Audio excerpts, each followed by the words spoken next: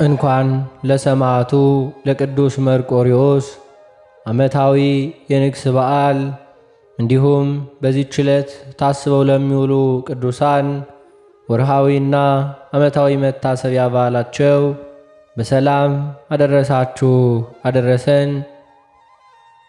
በስመ አብ ወወልድ ወመንፈስ ቅዱስ አሐዱ አምላክ አሜን። የተከበራችሁ የልዑል እግዚአብሔር ቤተሰቦች፣ የእናታችን የቅድስት ድንግል ማርያም የአስራት ያደራ ልጆች፣ የቅዱሳን መላእክት፣ የቅዱሳን ጻድቃን፣ የቅዱሳን ሰማዕታት ወዳጆች በልዑል እግዚአብሔር አምላካችን ፍጹም ሰላምታ እንደምን ቆያችሁ እያልን ከዚህ በመቀጠል የመልአኩ የቅዱስ መርቆሬዎስን ገድሉን እናሰማለን። አንድ አምላክ በሚሆን በአብ በወልድ በመንፈስ ቅዱስ ስም ተጋድሎውን የፈጸመው ኃያልና ብርቱ የሆነው የሰማዕቱ የቅዱስ እስጢፋኖስ ምስክርነት መጽሐፊ ነው። ጸሎቱና በረከቱ ከእኛ ጋር ይኑር ለዘላለም አሜን። በጣዖት አምላኪው በካዲው ንጉሥ በዳኪዎስ ዘመን እንዲሆነ ከንጉሥ ስም ዘንድ በክርስቶስ ያመነ ቢስጦስ የሚባል ሰው ነበር። ጥበብን የተማረ ፒሉፓዶር የሚባል አንድ ሰው ነበር። ጦር ውጊያን፣ ፈረስ ግልቢያን፣ ጦር ውሮራን ሁሉንም ተማረ። በሐሳቡ ሁሉ በስውር በክርስቶስ የሚያምን ሆነ። መጻሕፍትን ያነባል። ልጁ ፒሉፓዶር እያደገ መጣ። የክርስቶስንም ስም መውደድ ጀመረ፣ ያምንበታልም። ጾምን ጸሎትንና ምጽዋትን ቢያበዛም ደም ግባቱ የሚያምር ፊቱ የሚያበራ ሆነ። በእውነትም ንጹሕ ሆነ። ድሃን የሚወድ ሩሩህም ነው። አባቱና እናቱም ያገባ ዘንድ ሁል ጊዜ ይጠይቁታል። እርሱ ግን ማግባት አልፈልግም አለ።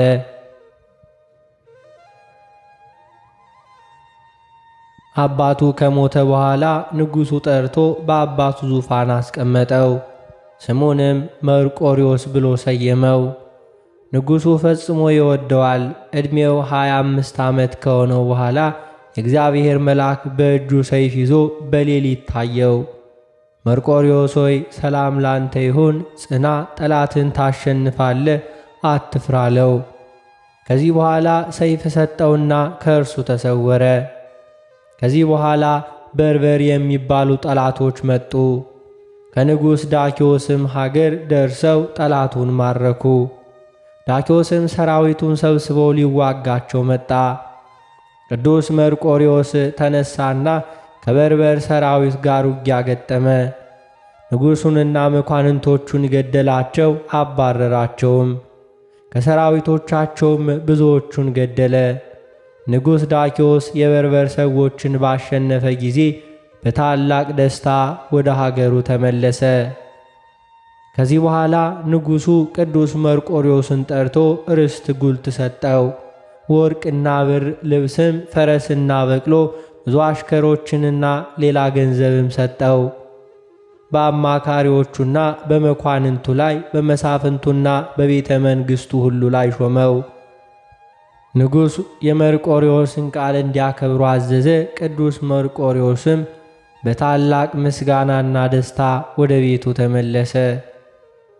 ከነጋ በኋላ ንጉሡ መሳፍንቱንና ባለሥልጣናቱን ጠርቶ ወደ አምላኮቻችን መሄድ ይገባናል፣ እንሰዋላቸው። በጠላቶቻችን ላይ እነርሱ ኃይልና ድልን ስለሰጡን አሸንፈናቸዋልና ገድለናቸዋልና ዕጣንና መሥዋዕትና አቅርብላቸው አላቸው።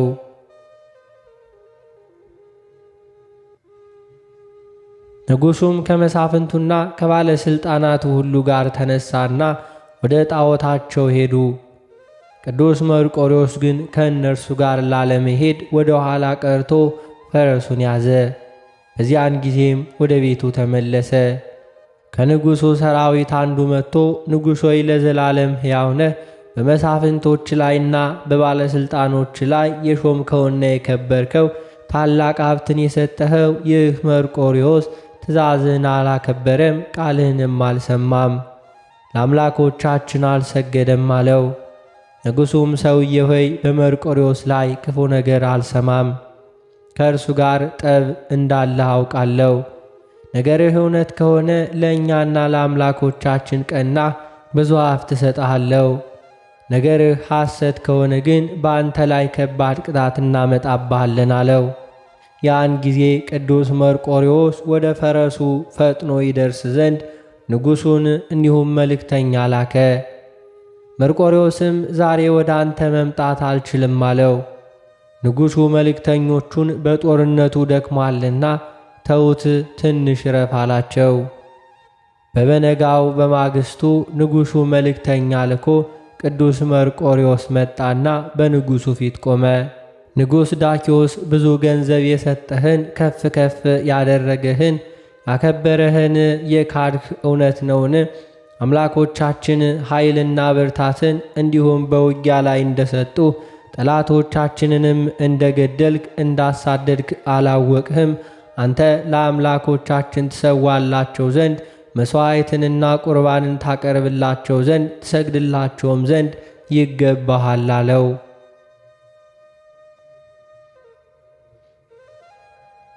ቅዱስ መርቆሬዎስ ንጉሥ ሆይ የሰጠኸኝ ሀብትህ ወደ አንተ ይመለስ፣ ለእርሱ ፍቅር የለኝም። ንጉሥ ሆይ ስማ ልንገርህ፣ አጶሎን አምላክህ ራሱን ማዳን የማይችል ድንጋይ ነው። እርዳኝ ባልከው ጊዜ አይረዳህም። እኔ አላውቅም፣ አልሰግድለትም። እኔ የማምንበት አምላኬ ኢየሱስ ክርስቶስ ነው። ስለ ስሙም እሞታለሁ። መልአኩን ልኮ ያዳነኝ፣ ያጸናኝ፣ የረዳኝ እርሱ ነው አለው። ቅዱስ መርቆሬዎስ የውስጥ ዝናሩንና ልብሱን አውልቆ በንጉሡ ፊት ጣለለትና የሰጠኸኝን ውሰድ አለው። ያን ጊዜ ንጉሡ ከመጠን በላይ ተቆጣ። ያስረው ዘንድና በተፈተለ መግረፊያ ይገርፈው ዘንድ ወደደ። በምድር ላይ ደሙ እንደ ውሃ እስኪፈስ ድረስ ገረፈው። ወደ እስር ቤት ወሰዱት። የራት ግብዣ በሆነ ጊዜ ታላቁ ንጉሥ ስለ መርቆሬዎስ በልቡ አሰበ። ልቡናውን ደስ ያሰኘው ዘንድ የጣመ ምግብና የጣመ መጠጥ ያመጡለት ዘንድ እንዲሁ ቁስሉንም ያጥቡለት ዘንድ አዘዘ። መልእክተኛው መርቆሬዎስን ንጉሥ የተመታኸው ቁስል ይድንልሃል፣ አንተ ነገሬን ስማ፣ ለአምላኮች የሰዋ ሰውነትህን አታጎሳቁል፣ እኔ ስቃይህንና ሞትህን አልፈልግም፣ እወድሃለሁ ይልሃል አለው። መርቆሬዎስ ግን ነገራቸውን አልሰማም፣ ምግባቸውንም አልበላም፣ መጠጣቸውንም አልጠጣም። በነጋ ጊዜም ቅዱስ መርቆሬዎስን በንጉሡ ፊት አቀረቡት።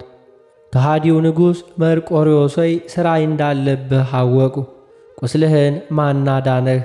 ክርስቶስ ማዳን ይችላልን? ነገሬን ስማ፣ ለአምላኮች ሰዋ። በታላቁ አምላክ በአጶሎን ማልኩልህ። ሴት ልጄን አጋባሃለሁ፣ የመንግሥቴን እኩሌታ ሰጠሃለሁ፣ በግዛቴም ከኔ ጋር ትሆናለህ፣ ሥጋህንም በስቃይ አታንገላት አለው።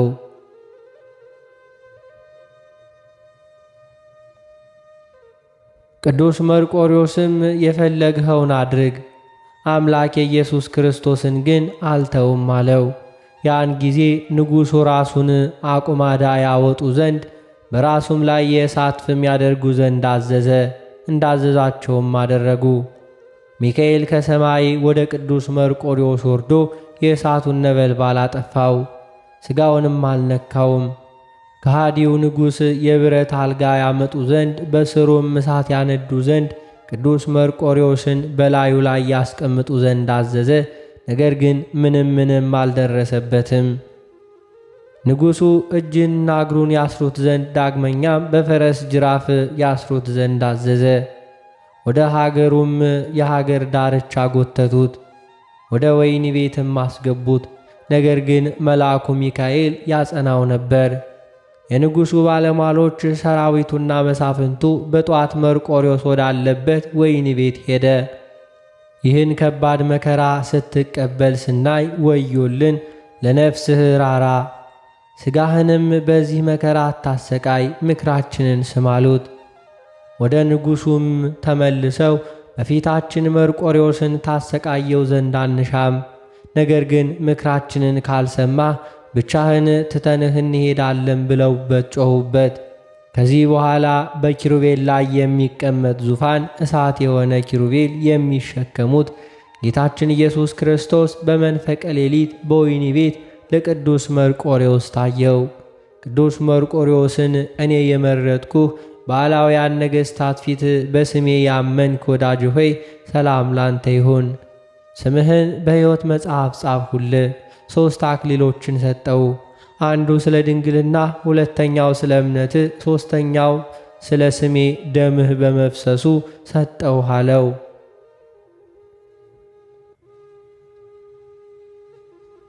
ዳግመኛም እግዚአብሔር መርቆሬዎስን እንዲሁ በስምህ ቤተ ክርስቲያን ለሠራ እኔ ከአብርሃም ከይስሐቅ ከያዕቆብ ጋር በመንግሥተ ሰማያት ቤቱን እሠራለታለሁ። ዕጣንንና ቁርባንን ምጽዋትንም ለቤተ ክርስቲያን ለሚሰጡት ሁሉ እኔ የአቤልን መሥዋዕትና የቆርኔሌዎስን እንደ ተቀበልኩ እቀበለዋለሁ። ልጁን በስም ለሚሰይም እኔ በመንግሥተ ሰማያት ዋጋውን እከፍለዋለሁ። ገድልህን የሚጽፍ ከቤቱም የሚያስቀምጥ በቤቱም ሕመም ወይንም ችግር ረሃብ አይኖርበትም አለው። መድኃኒታችን ለመርቆሬዎስ ሰላምታ ሰጥቶት በታላቅ ምስጋና ወደ ሰማይ አረገ። ከነጋ በኋላ ከሃዲው ንጉሥ መርቆሬዎስን ያመጡት ዘንድ ከሀገር አውጥተው በጫካና በወንዝ ዳር ወስደው አንገቱን በሰይፍ ይቆርጡት ዘንድ አዘዘ። እጁንና እግሩን አስረው ወሰዱት። ከብረቱ ክብደት የተነሳ ሲሄድ ወደቀ። መርቆሬዎስ ቆሞ እጁን ዘርግቶ ወደ እግዚአብሔር ጸለየ። አባታችን መምህራችን፣ ዓለምን ሁሉ የያዝክ አምላካችን መድኃኒታችን ኢየሱስ ክርስቶስ ሆይ አመሰግንሃለሁ። መንፈስ ቅዱስ ሆይ አመሰግንሃለሁ። ጰራቅሊጦስ ሆይ አመሰግንሃለሁ። መምህር አምላክ ኢየሱስ ክርስቶስ ሆይ ነፍሴን ተቀበል፣ እንደ ንጹሕ ዕጣን በፊት ታርጋለ። ዳግመኛም ሥጋዬን የሚጠብቅ ቅዱስ ሚካኤልን ትልክልኝ ዘንድ እለምንሃለሁ። ጌታዬ ሆይ አምላክ ኢየሱስ ክርስቶስ ሆይ ሥጋዬን የሚቀብር አንተ ወደ ፈለግህበት የሚወስድ እዘዝ። ሥጋዬ በአንተ ዘንድ የተዘጋጀ ይሁን። ልጃቸውን አንተ አጽና። ሥጋዬን የሚገንዙትንም ጌታዬ ሆይ ሥጋዬ ወደ ተቀመጠበት ጦር ወይንም ሰይፍ ወይንም መንፈሰ ርኩስ እንዳይቀርብ እለምናለሁ። ምስጋናና ውዳሴ ኃይል ከአባትህ ጋር ማያዊ ከሚሆን ከመንፈስ ቅዱስ ጋር ላንተ ይሁን ዛሬም ዘውትርም ለዘላለሙ አሜን። ኅዳር 25 ቀን ራሱን ሰጠ፣ አንገቱንም ተቆረጠ፣ ሰማዕትም ሆነ። እንዲሁም ሰማዕትነቱም ያለ ሐሰት በእግዚአብሔር ሰላም ተፈጸመ። መርቆሬዎስም ብዙ ታምራትን አደረገ። ጸሎቱና በረከቱ ለዘላለሙ ከእኛ ጋር ይሁን አሜን።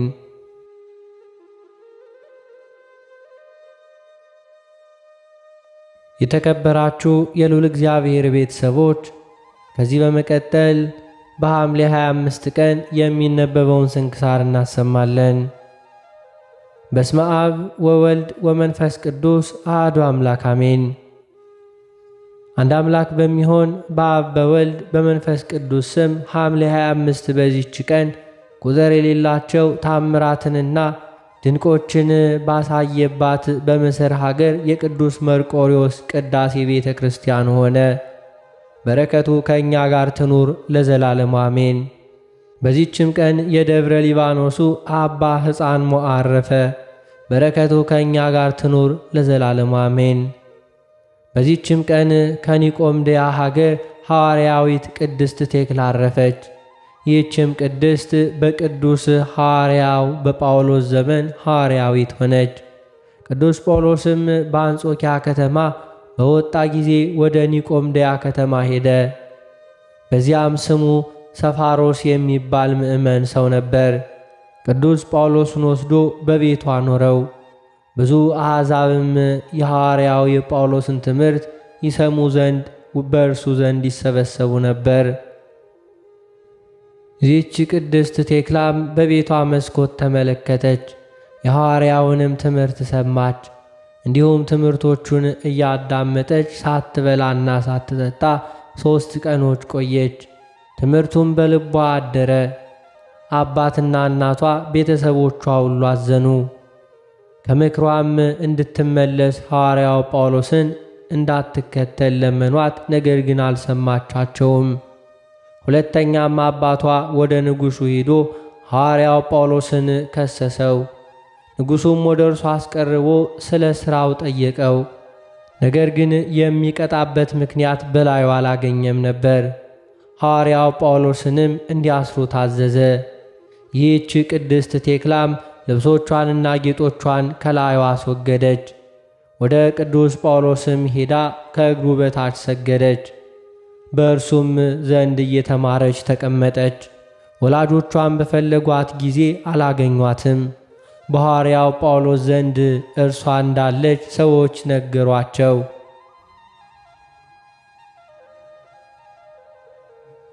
በመኮንኑም ዘንድ ከሰሷት። እርሱም በእሳት እንዲያቃጥሏት አዘዘ።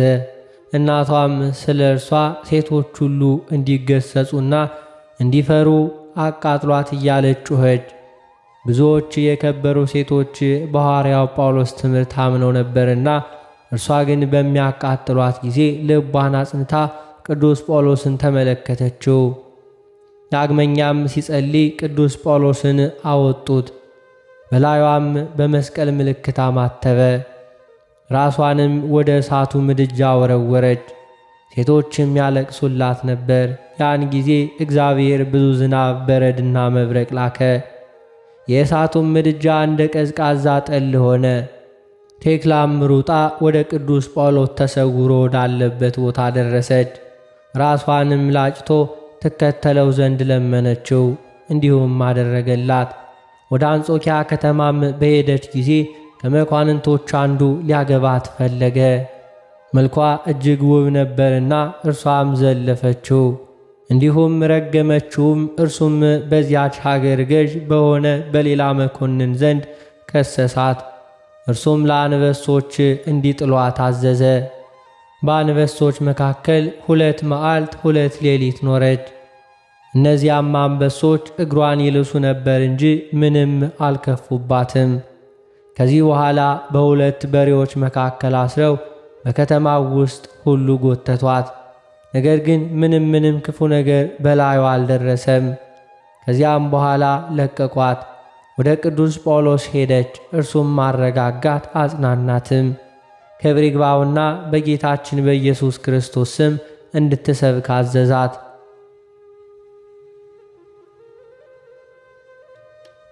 ከዚህም በኋላ ቆሎንያ ወደሚባል አገር ሄዳ ሰበከች። ከዚያም ወደ ሀገሯ ሄዳ ክብር ይግባውና በጌታችን በኢየሱስ ክርስቶስ ስም አስተማረች። አባትና እናቷም ክብር ይግባውና ጌታችን ኢየሱስ ክርስቶስን ወደ ማመን መለሰቻቸው። ተጋድሎዋንም ፈጽማ በሰላም አረፈች። የሐዋርያትንም አክሊል ተቀበለች። ሥጋዋም በግብፅ ደቡብ ሰንጋር በሚባል ሀገር እስከ ዛሬ አለ። ከሥጋዋም ብዙ ድንቅ ታምር ተገለጠ። ለእግዚአብሔር ምስጋና ይሁን። እኛንም በቅድስት ቴክላ ጸሎት ይማረን፣ በረከቷም ከእኛ ጋር ይኖር ለዘላለሙ አሜን። በዚህችም ቀን ባና ከሚባል አገር ቅዱስ እንዲንያ በሰማዕትነት አረፈ። ይህም ቅዱስ ጎልማሳ ነበር። ወላጆቹም ከአገር ሽማግሌዎች የሆኑ ምዕመናን ነበሩ። ከዚህም በኋላ ይህ ቅዱስ ወደ እንዲናው ከተማ ሄደ። በመኮንኑም ፊት በመቆም ክብር ይግባውና በጌታችን በኢየሱስ ክርስቶስ ታመነ። መኮንኑም በፍላጻ ይነድፉት ዘንድ አዘዘ። እንዲሁም አደረጉበት። ነገር ግን ከፍላጻዎች ምንም ጉዳት አልደረሰበትም። ከዚህም በኋላ አስሮ ወደ እስክንድሪያ ከተማ ላከው። ከእርሱም ጋር ቅዱስ ቢሟክውስና ሌሎች 2 ሰማዕታት ነበሩ። የእስክንድሪያውን ገዥ አሰራቸው። ቅዱስ እንዲናን ግን በአፍንጫው ብዙ ደም እስኪፈስ ድረስ ዘቅዝቆ ሰቀለው። በየአይነቱ በሆነ ስቃይም ብዙ አሰቃየው። ከማሰቃየትም በሰለቸ ጊዜ ፈርማ ወደሚባል አገር ላከው።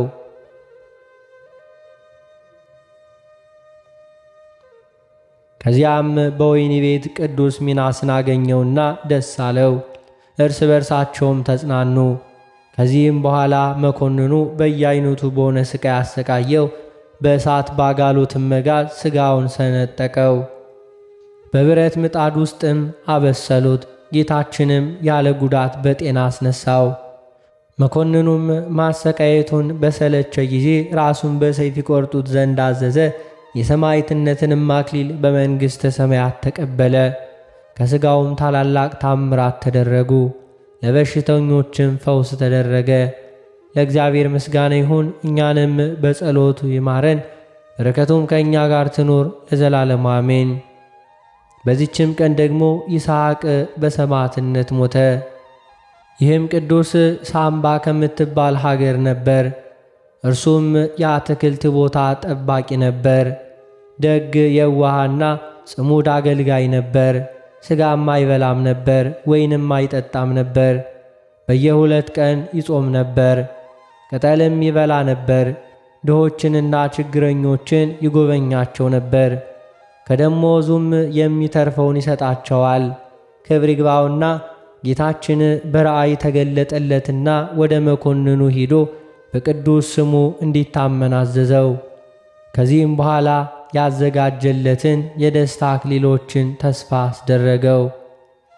በነቃ ጊዜም እጅግ ደስ አለው። ተነስቶም ከእርሱ ያለውን ገንዘብ ለድሆች ሰጠ። ከዚህም በኋላ ይረዳው ዘንድ ወደ እግዚአብሔር ጸለየ። ወደ መኮንኑም ደርሶ ክብር ይግባውና በጌታችን በኢየሱስ ክርስቶስ ታመነ። መኮንኑም ጽኑ ሥቃይን አሰቃየው፣ በእሳትም አቃጠለው፣ ሕዋሳቱንም ቆራርጦ ሰቀለው፣ በመንኮራኩርም አበራየው። ጌታችንም ያጸናውና ይፈውሰው ነበር። ከማሰቃየቱም የተነሳ በሰለቸ ጊዜ ራሱን በሰይፍ ይቆርጡ ዘንድ አዘዘ። የሰማዕትነትን አክሊል በመንግሥተ ሰማያት ተቀበለ።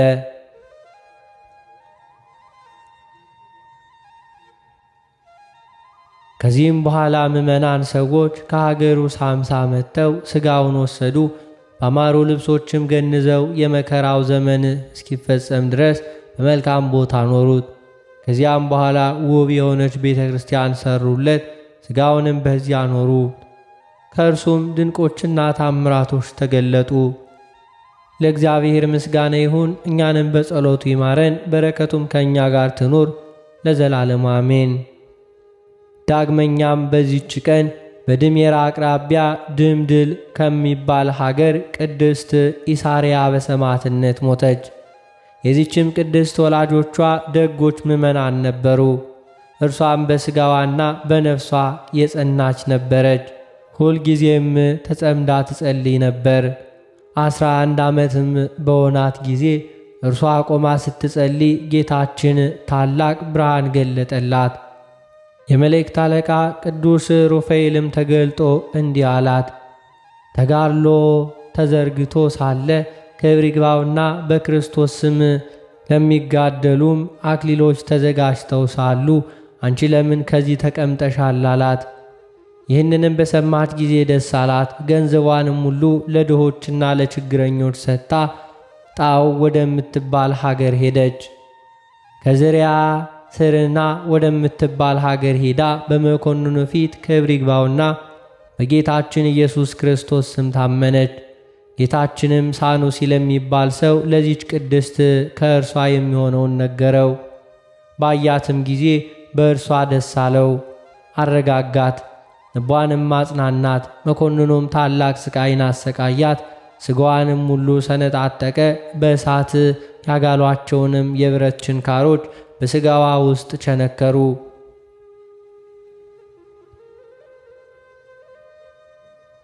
ከዚህም በኋላ ከ500 ባልንጀራሞች ሰማዕታት ጋር አሰራት። በመርከቦችም ከእርሱ ጋር ወስዳቸው። እነርሱ በመርከብ ስንጓዝ አንበሪ መጥቶ እንዲሁም ከእናቱ እቅፍ አንዱን ሕፃን ልጅ ነጥቆ ወሰደ። እናቱም ከእርሱ በቀር ሌላ ልጅ ስለሌላት እጅግ አዝና ለቀሰች። ይህች ቅድስት አይታ ራራችላት። ስለ እርሷም ጌታችንን ለመነችው። ጌታችንም አንበሪውን አዘዘውና ሕፃኑን ደህና እንደሆነ ወደ እናቱም መለሰው። ምንም ጥፋት አላገኘውም። ከዚህ በኋላ ሕዋሳቷን ቆራረጡ። የእጆቿንና የእግሮቿንም ጥፍሮች ነቀሉ።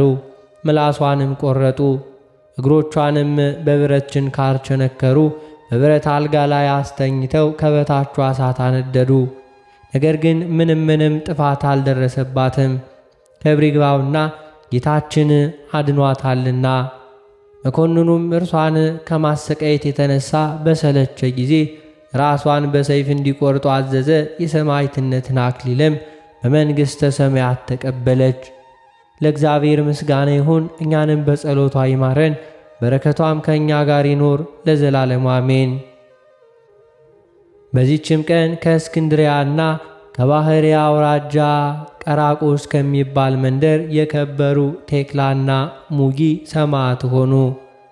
እሊህም ቅዱሳን ቀራቆስ በሚባል መንደር በአንዲት እግዚአብሔርን በምትፈራ አማኒት ሴት ዘንድ አደጉ።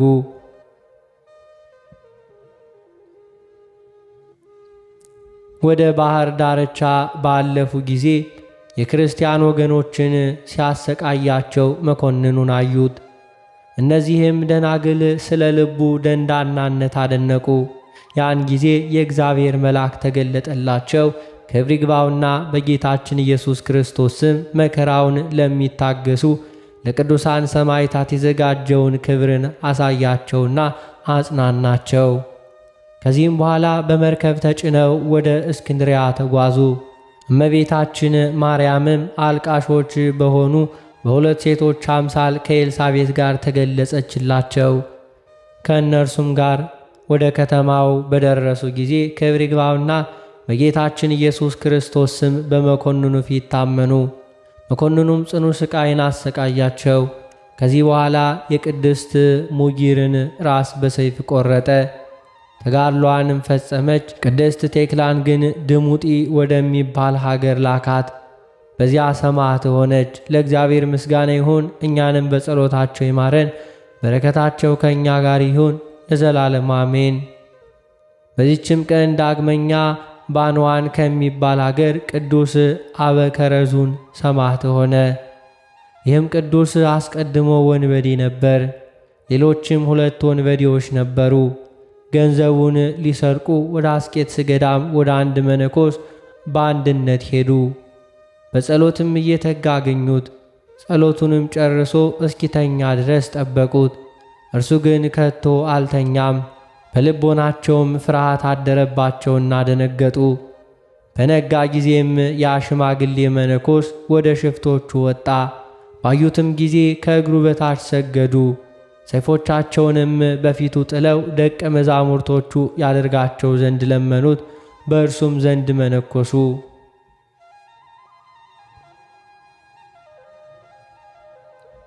ቅዱስ አበከረዙንም በሥጋውም በመንፈሱም ታላቅ ተጋድሎን ተጋደለ። አንድ አረጋዊም ክብር ይግባውና ስለ ጌታችን ስለ ኢየሱስ ክርስቶስ ስም ሰማዕት ይሆን ዘንድ እንዳለው ነገረው። ከ7 ዓመት በኋላ ሰይጣን በክርስቲያን ወገኖች ላይ መከራ መጣ። አባ አበከረዙንም ተነስቶ መንፈሳዊ አባቱን እጅ ነስቶ ከእርሱ ቡራኬ ተቀብሎ ኒቅሎስ ወደሚባል ሀገር ሄደ። ንጉሥ መክስምያኖስም አገኘው። ክብር ይግባውና በጌታችን በኢየሱስ ክርስቶስ ስም በፊቱ ታመነ። መኮንኑም በጽኑ ሥቃይ አሰቃየው። በብረት መጋዝም ሥጋውን እንዲሁ ገነዘው። ቁስሉንም በመጣጣና በጨው አሸው። ከዚህም በኋላ ወደ እስክንድርያ ከተማ ሲወስዱት 5 ጊዜ በመርከብ ምሰሶ ላይ ሰቀሉት። እንዲሁም ገመዶችም ተበጠሱ። ከማስ በተሰራ ጋን ውስጥ አድርገው በባህር ጣሉት። ከእግዚአብሔርም የተላከ መልአክ በባህሩ አውጥቶ ወደ ገምኑዲ ከተማ እንዲሄድ አዘዘው። ብንውም ወደሚባል ሀገር ደረሰ። ስለ አባ በረከዙን ጠየቀ።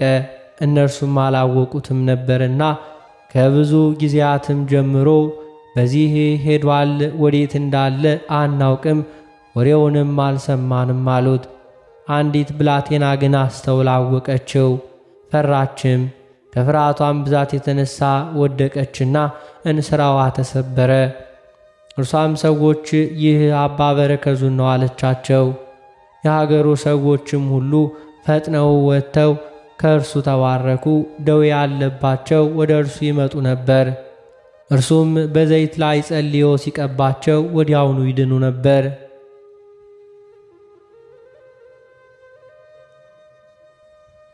ከዚህም በኋላ ወደ ገምኑዲ ከተማ ሄደ። ከወታደሮቹም አንዱን እኔ ክርስቲያን ነኝና በዚች ከተማ ውስጥ አስረጎትተኝ አለው። እርሱም ወደ መኮንኑ እንዳዘዘው አደረገ። መኮንኑም በእንጨት ላይ ዘቅዝቆ ሰቀለው። በአፍንጫውና በአፉም ብዙ ደም እየፈሰሰ 10 ቀኖች ኖረ። አባ በረከዙንም የጭፍራ አለቃውን ልጅ ረገማትና ወዲያውኑ ሞተች። በመቃብሩም 12 ቀኖች ኖረች። ስለ እርሷም አባ በረከዙን ለመኑት። ክብር ይግባውና ወደ ጌታችን ኢየሱስ ክርስቶስ ጸለየ። ያን ጊዜ ከሙታን ተለይታ ተነሳች። በሲኦል ያየችውን ሁሉ ነገረችው። ከጭፍሮቹም ጋር ክብር ይግባውና በጌታችን በኢየሱስ ክርስቶስ አምነው በሰማዕትነት ሞቱ። ቁጥራቸው 945 ነፍስ ነበር። ከዚህም በኋላ አባ በረከዙንን ወደ እስክንድርያ ሰደደው። በዚያም ጽኑ ሥቃይን አሰቃዩት። ዳግመኛም ወደ ገምኑዲ ላኩት። በዚያም በብረት በትሮች ደብድበው የጀርባውን አጥንት ሰበሩት። እርሱ ግን በፈጣሪው ኃይል ዳነ። መኮንኑም ማሰቃየት በደከመ ጊዜ ዳግመኛ ወደ እስክንድርያ ከተማ ላከው። ወደ እስክንድርያም በሚያዝያ ወር በደረሰ ጊዜ ክብር ይግባውና ጌታችን ኢየሱስ ክርስቶስ ተገለጠለትና አጽናናው። ገድሉንም በዚያ እንደሚፈጽም ነገረው። ስሙን ለሚጠራ ሁሉ መታሰቢያውንም ለሚያደርግ ኃጢአቱን እንደሚያስተሰርይለት ቃል ኪዳን ሰጠው። ከዚህም በኋላ ራሱን ቆረጡት። ተጋድሎውንም ፈጽሞ የሰማዕትነትን አክሊል ተቀበለ። የእግዚአብሔር መልአክ መኑፍ ከሚባል ሀገር ለአንድ ቄስ ተገልጦ የቅዱስ አበረከዙን ሥጋ ያለበትን ቦታ ነገረውና እንደሚወስደው አዘዘ። እርሱ ወስዶ በአማሩ ልብሶች ገነዘው። የመከራውም ወራት እስከሚፈጸም በመልካም ቤት አኖረው። ከዚህም በኋላ ቤተ ክርስቲያን ሰርተውለት ሥጋውንም በውስጡ አኖሩ። ከእርሱም ድንቆችና ታምራቶች ተገለጡ። ለእግዚአብሔር ምስጋና ይሁን፣ እኛንም በጸሎቱ ይማረን፣ በረከቱም ከእኛ ጋር ትኑር ለዘላለም አሜን።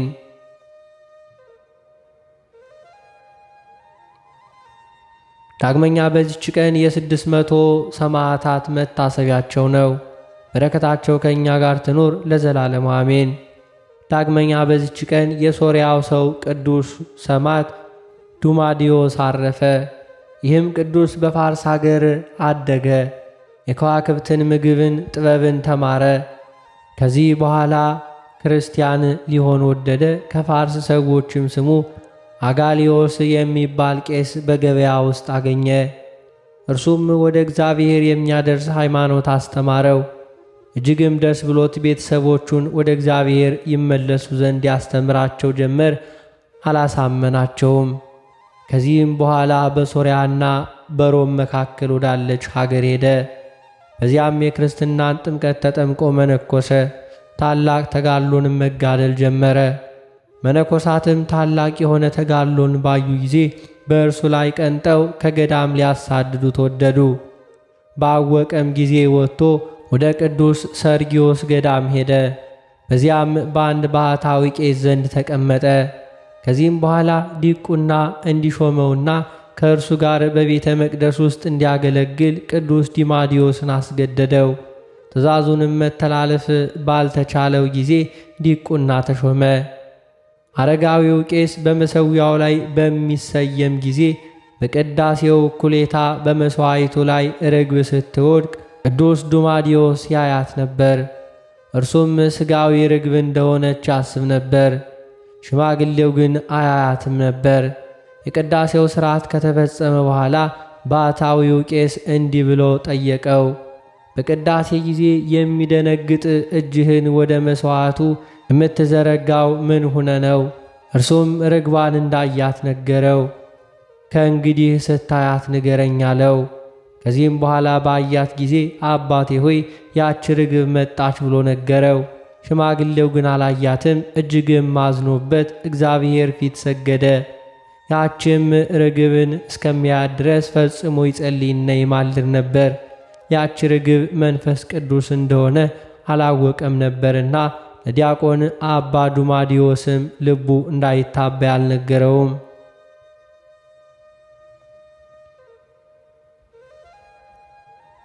ከዚህ በኋላ ሽማግሌው ቄስ ወደ ኤጲስቆጶስ ሄዶ ዱማዲዮስን የቅስና ማዕረግ ይሾምለት ዘንድ ለመነው። ልመናውንም ተቀብሎ ያለ ውዴታው ቅስና ሾመው።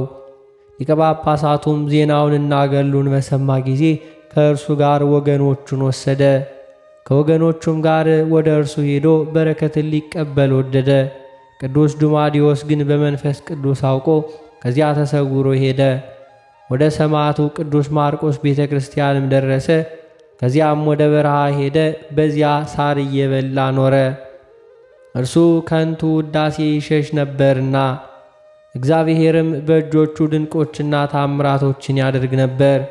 በአንዲት ቀንም ውሃ ሊቀዳ ወደ ወንዝ ሄደ። ውሃ የሚቀዱ ሴቶች አይተውት በመጠቃቀስ በእርሱ ላይ ዘበቱበት። በልቡም እያዘነ ውሃ ሳይቀዳ ተመለሰ። ያን ጊዜም ወንዙ ደረቀ። ሰዎች ቅዱስ ዱማዲዮስ እንዳደረቀው ባወቁ ጊዜ ሴቶችና ወንዶች ሁሉ ወጥተው በብዙ ለቅሶ ለመኑት። ለቅሷቸውንም አይቶ ክብር ይግባውና ጌታችንን ለመነው። የወንዙን ውሃ እንደ ቀድሞ መለሰላቸው። ሰዎችም ሲያከብሩት ባየ ጊዜ ከዚያ መጠለያ ከሰማይ በታች ያለውን የበጋውን ቃጠሎና የክረምቱን ቅዝቃዜ ታግሶ እየተጋደለ ዓመት ሙሉ ኖረ። በብዙ ድካምም አስገድደው ትንሽ ጎጆ ሰርተው በውስጥ አስገቡት። ከእርሱ ብዙ ድንቆች ታምራቶች ተገለጡ። ከእነርሱም አንድ ዓይኑ የታወረ አንድ ሰው ነበረ።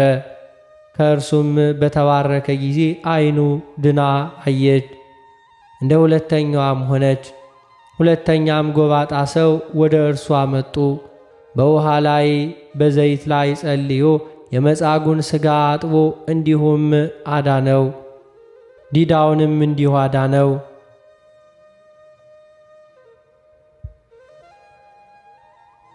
ከዚህ በኋላ ባልና መካን ሚስቱ መጡ።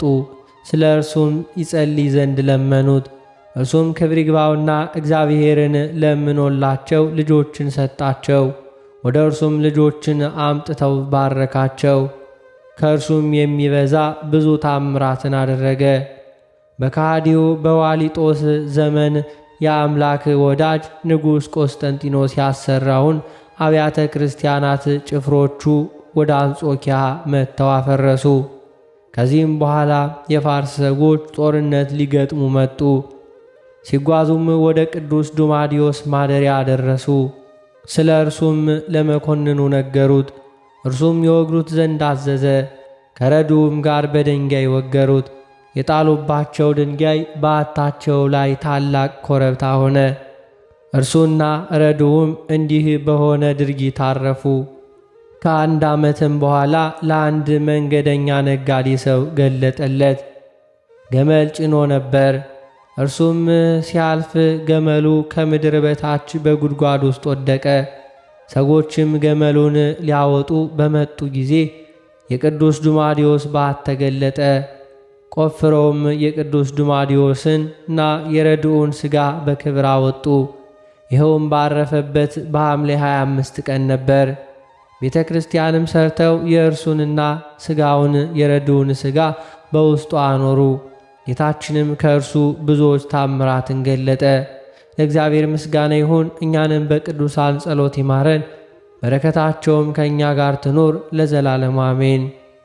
በዚችም ቀን አትሪብ በሚባል ሀገር የ25,000 ሰማዕታት መታሰቢያቸው የሄኖክም ዕርገት ነው።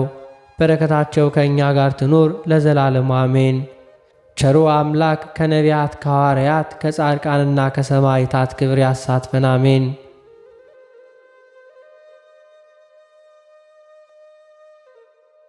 የተከበራችሁ የልዑል እግዚአብሔር ቤተሰቦች፣ ከዚህ በመቀጠል በሰማዕቱ በቅዱስ መርቆሬዎስ በዓል ዕለት የሐምሌ 25ን ቀን የቅዳሴውን ምስባክና በቅዳሴ ጊዜ የሚነበበውን ምንባብ እናሰማለን። መዝሙር 68 ቁጥር 35 እግዚአብሔር በቅዱሳኑ ላይ ድንቅ ነው። የእስራኤል አምላክ እርሱ ኃይልን ብርታትንም ለሕዝቡ ይሰጣል። እግዚአብሔርም ይመስገን። መንክር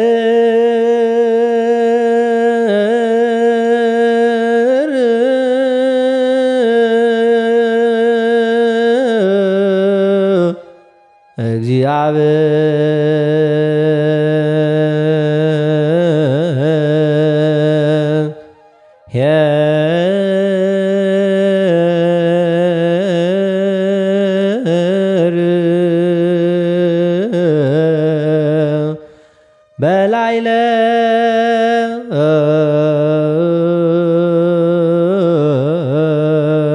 ቅዱሳኒሁ አምላከ እስራኤል ውእቱ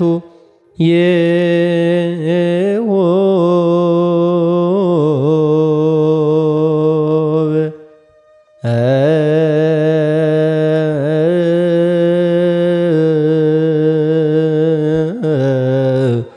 ኃይለ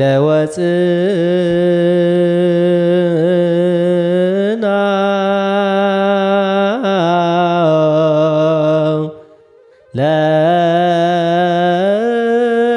ለሕዝቡ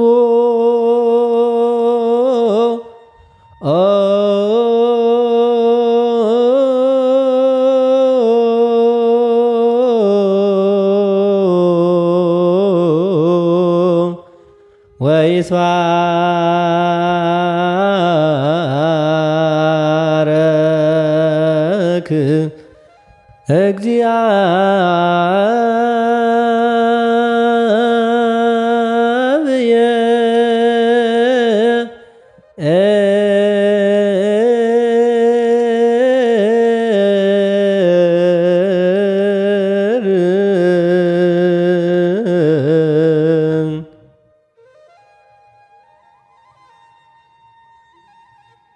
በሰማዕቱ በቅዱስ መርቆሬዎስ በዓል ዕለት በሐምሌ 25 ቀን በቅዳሴ ጊዜ የሚነበብ የመጀመሪያው ምንባብ የሐዋርያው የቅዱስ ጳውሎስ መልእክት ወደ ቆሮንቶስ ሰዎች አንደኛ ቆሮንቶስ ምዕራፍ 2 ቁጥር 1 እስከ ፍጻሜ።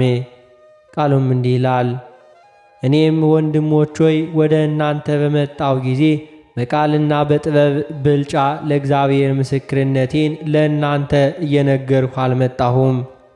በመካከላችሁ ሳለው ከኢየሱስ ክርስቶስ በቀር እርሱም እንደ ተሰቀለ ሌላ ነገር እንዳላውቅ ቆርጬ ነበርና፣ እኔም በድካምና በፍርሃት በብዙ መንቀጥቀጥም በእናንተ ዘንድ ነበሩ። እምነታችሁም በእግዚአብሔር ኃይል እንጂ በሰው ጥበብ እንዳይሆን ቃሌም ስብከቴም መንፈስና ኃይልን በመግለጥ ነበረ እንጂ በሚያባብል በጥበብ ቃል አልነበረም። በበሰሉት መካከል ግን ጥበብን እንናገራለን። ነገር ግን የዚህችን ዓለም ጥበብ አይደለም፣ የሚሻሩትንም የዚህችን ዓለም ገዦች ጥበብ አይደለም። ነገር ግን እግዚአብሔር አስቀድሞ ከዘመናት በፊት ለክብራችን የወሰነውን ተሰውሮ የነበረውን የእግዚአብሔርን ጥበብ በምስጢር እንናገራለን።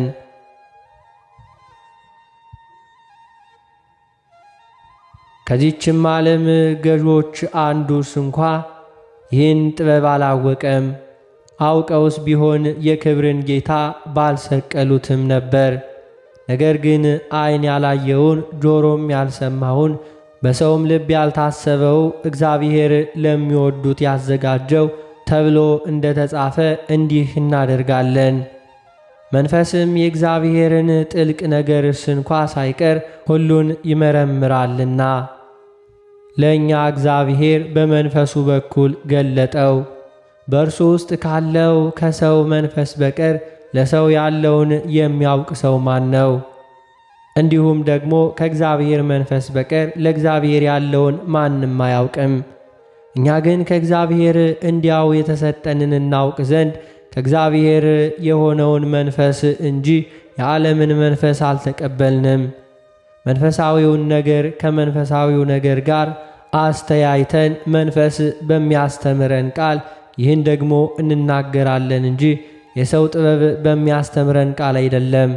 ለፍጥረታዊ ሰው የእግዚአብሔር መንፈስ ነገር ሞኝነት ነውና አይቀበለውም። በመንፈስም የሚመረምር ስለሆነ ሊያውቀው አይችልም።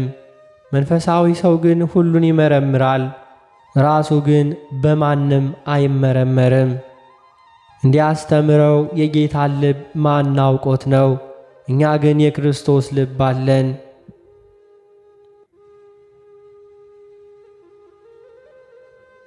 በሰማዕቱ በቅዱስ መርቆሬዎስ በዓል ዕለት በሐምሌ 25 ቀን በቅዳሴ ጊዜ የሚነበብ ሁለተኛው ምንባብ የሐዋርያው የቅዱስ ይሁዳ መልእክት ምዕራፍ 1 ቁጥር 11 እስከ ቁጥር 13። ቃሉም እንዲህ ይላል። ወዮላቸው በቃየል መንገድ ሄደዋልና ስለ ደሞዝም ለበለዓም ስተት ራሳቸውን አሳልፈው ሰጥተዋልና በቆሬም መቃወም ጠፍተዋል። እነዚህ ከእናንተ ጋር ሲጋበዙ በፍቅር ግብዣችሁ እንደ እድፍ ናቸው። እንደ እረኞች ያለ ፍርሃት ራሳቸውን ይጠብቃሉ። በነፍስ የተወሰዱ ውሃ የሌለባቸው ደመናዎች፣ ፍሬ የማያፈሩ 2 ጊዜ የሞቱ ከነስራቸው የተነቀሉ በበጋ የደረቁ ዛፎች።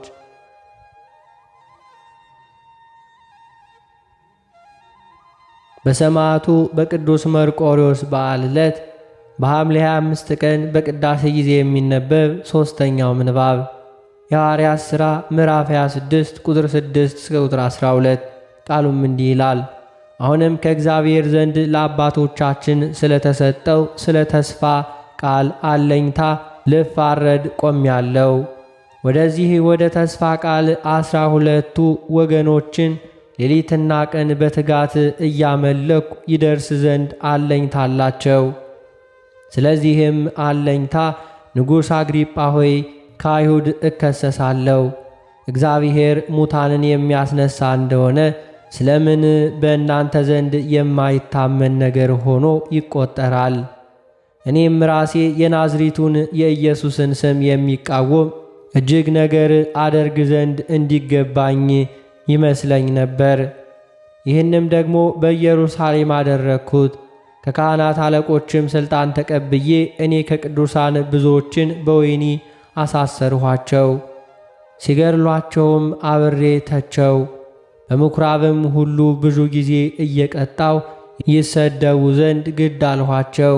ያለ ልክ ስቆጣባቸውም እስከ ውጭ አገር ከተማዎች ድረስ እንኳ አሳድር ነበር።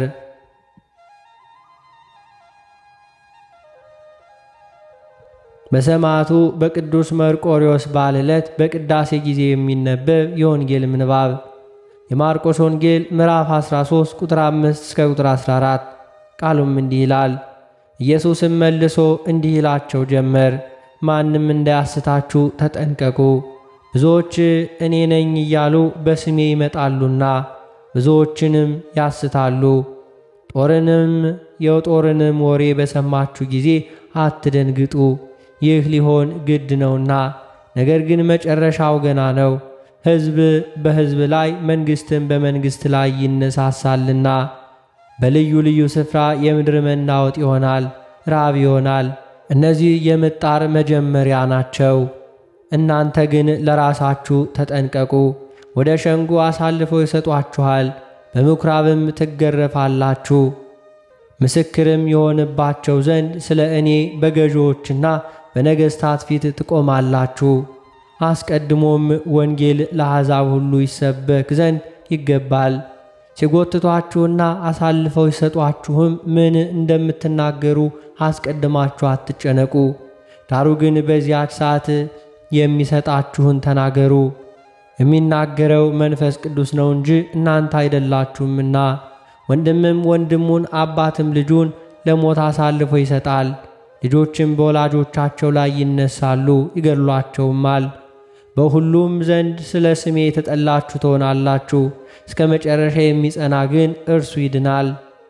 ስለ ቃሉ የጌታችን የአምላካችን የመድኃኒታችን የኢየሱስ ክርስቶስ ስሙ የከበረና የተመሰገነ ይሁንልን።